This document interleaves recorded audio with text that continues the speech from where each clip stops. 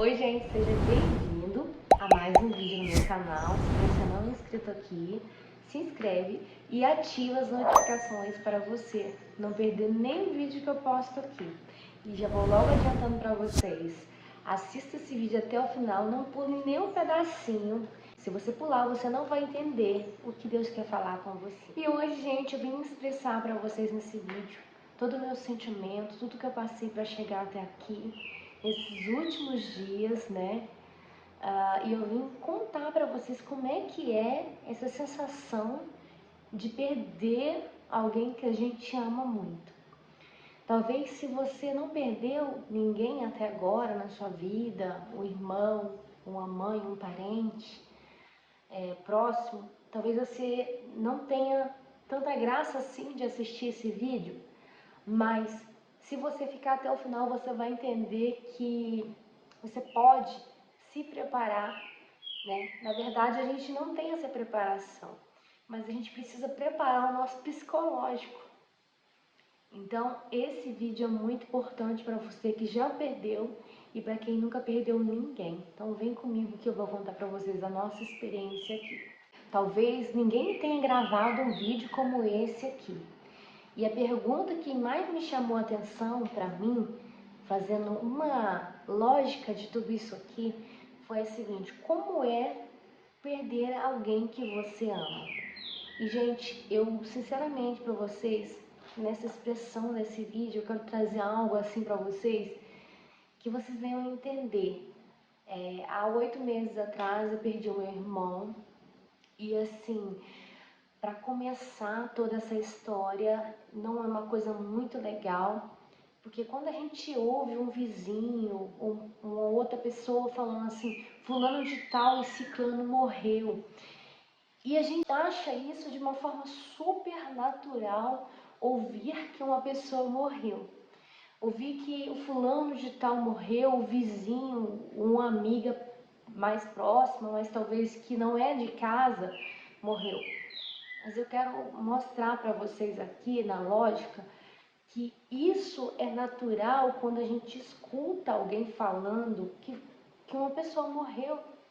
Mas quando a gente recebe uma notícia e a gente se depara na vida da gente, é como se estivesse espelhando a nossa alma. E aí, quando eu me deparo com tudo isso aqui, como é perder de verdade uma pessoa que a gente ama, é uma coisa ao extremo. É uma coisa ao extremo porque a gente se sente frustrado, a gente se sente mal. Não há ninguém que se sinta bem com uma coisa dessa. Claro que não. É uma coisa ruim, né? Melhor dizendo, essa palavra aqui é uma expressão ruim. Então ninguém quer receber uma notícia como essa, com essa expressão, uma notícia mal. E quando eu olho para isso, eu fico pensando que quem não passou, claro, vai passar por esse momento. E eu já vou logo adiantando para vocês que não é uma coisa muito legal. E nesses últimos dias, fazendo aí 8 meses, né? E eu ainda fiquei com essa questão, será que alguém já postou sobre isso aqui? Mas hoje eu vim trazer para vocês os meus sentimentos e tudo que está se passando comigo durante esses 8 meses. No primeiro período, a gente se sente frustrado. E aí que eu quero contar para vocês o ponto mais difícil dessa história. Como encaramos essa realidade? É duro dizer isso, mas isso é uma realidade horrível que ninguém quer passar. Perder alguém de fato é ficar sobrecarregado. E eu quero dizer, eu tive medo.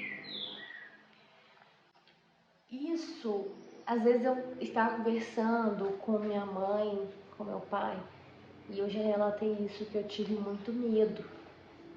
Mas medo de quê? Da pessoa que se foi? Não, gente. Quando acontece um fato como esse, tem muitas pessoas que têm vários tipos de reações. E a minha reação nesse momento foi o medo. Por que o medo? Não é medo dele, né, que ele se foi, mas medo de perder mais, se preocupar com os mais chegados, se preocupar com o dia de amanhã, que a gente não deve se preocupar. E o meu medo era se preocupar comigo. Será que eu estou fazendo o bem? Será que minha vida está certa com Deus? Então essa era a minha preocupação. Eu sentia assim que Deus tinha levado ele e eu ficava com aquela preocupação refletindo na minha vida, porque através de Deus ter levado ele, Deus preparou muita coisa, preparou o terreno da nossa vida, da nossa história, porque a gente nunca imagina como que vai ser o dia de amanhã. Ninguém conhece, ninguém sabe. Mas a realidade é que o medo ele vem. O medo vem, a angústia vem, a tristeza vem todos os dias. Não digo todos os dias, mas sempre. E quando a gente para um pouquinho para a gente refletir sobre a vida, a gente consegue entender e ao mesmo tempo não queremos entender, né? Porque é um mistério muito grande, um mistério sobrenatural de Deus que a gente não quer perder, a gente nunca quer perder. E isso é algo tão extraordinário que Deus faz e que nesse momento é que o ser humano começa a refletir sobre a vida. Então Deus levou meu irmão, né?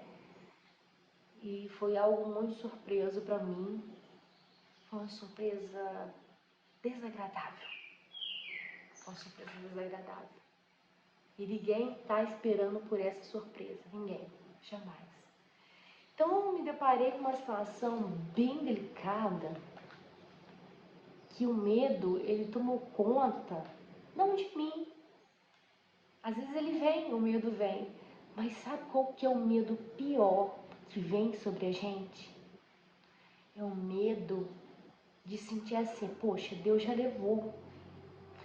Será que a minha vida está de acordo com o que Deus quer também? Porque Deus fala que ele virá como ladrão. Imagine você, se você soubesse que o ladrão viria arrombar sua casa e roubar, você não esperaria ele? Assim é Deus. Então, quando eu me deparo com isso, eu preocupo comigo. E era bom se todo mundo preocupasse com a sua salvação. Porque quando a gente está preocupado com a nossa salvação, a gente está querendo alcançar o céu. É dessa forma que Deus trabalha nas nossas vidas.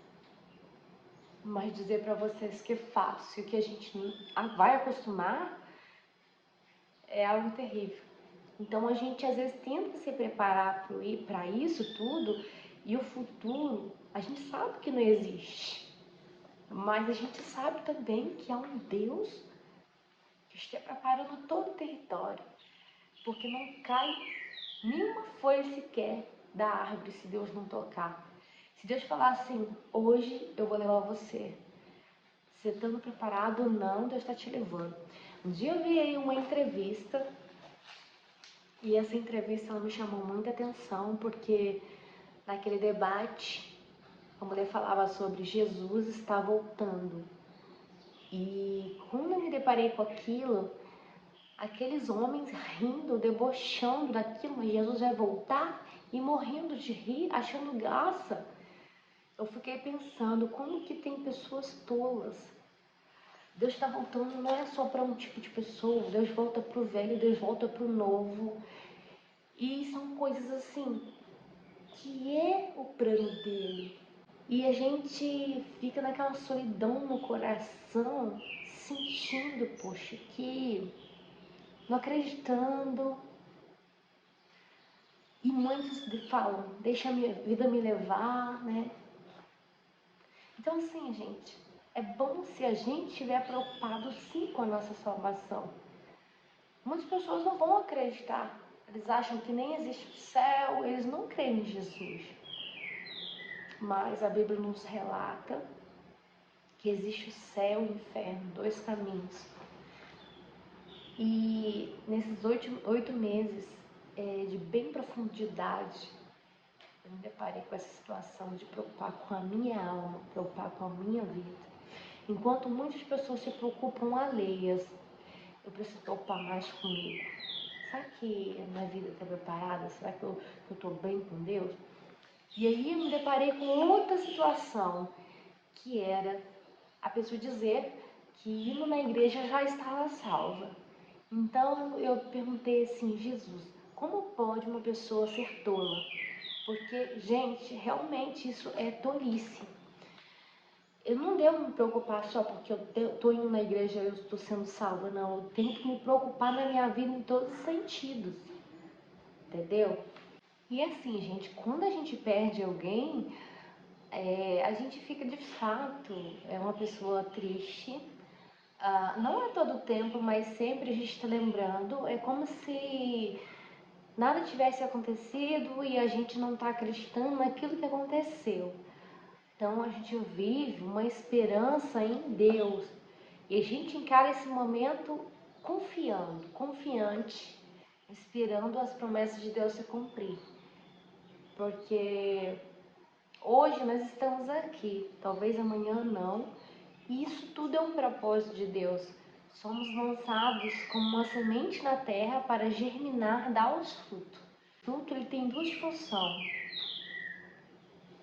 a árvore boa e a árvore má. Tanto ele pode produzir o fruto bom e o fruto mau. E quando eu deparo com isso, eu começo a entender que nenhuma árvore pode dar os dois tipos de fruto. Ou ela dá um bom fruto, ou ela dá um mau fruto. Mas enfim, essa é uma situação que vamos lidar para a vida toda até Jesus voltar. Isso é bem real. E a gente se emociona às vezes porque a gente lembra que a pessoa era alegre, a gente lembra das alegrias, a gente lembra das conversas, dos momentos bons. E a gente sabe que Deus tem um propósito para cada um. E se a gente preparar a vida da gente no propósito que Deus quer, Ele vai nos exaltar ainda mais. Sabe o que mais dói e o que mais assusta o ser humano?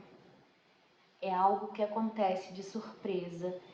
Então, quando Deus fala que Ele virá com um ladrão, é como se fosse esse fato que aconteceu com meu irmão. Foi uma coisa sem esperar, ninguém estava esperando, né? Então, eu olho para isso e vejo que a palavra de Deus ela está se cumprindo. E tem muita gente que não está escutando essa voz. Jesus está voltando. E se você que está aí do outro lado assistindo esse vídeo ainda não teve a oportunidade de ouvir essa voz, de obedecer, de estar se preparando todos os dias,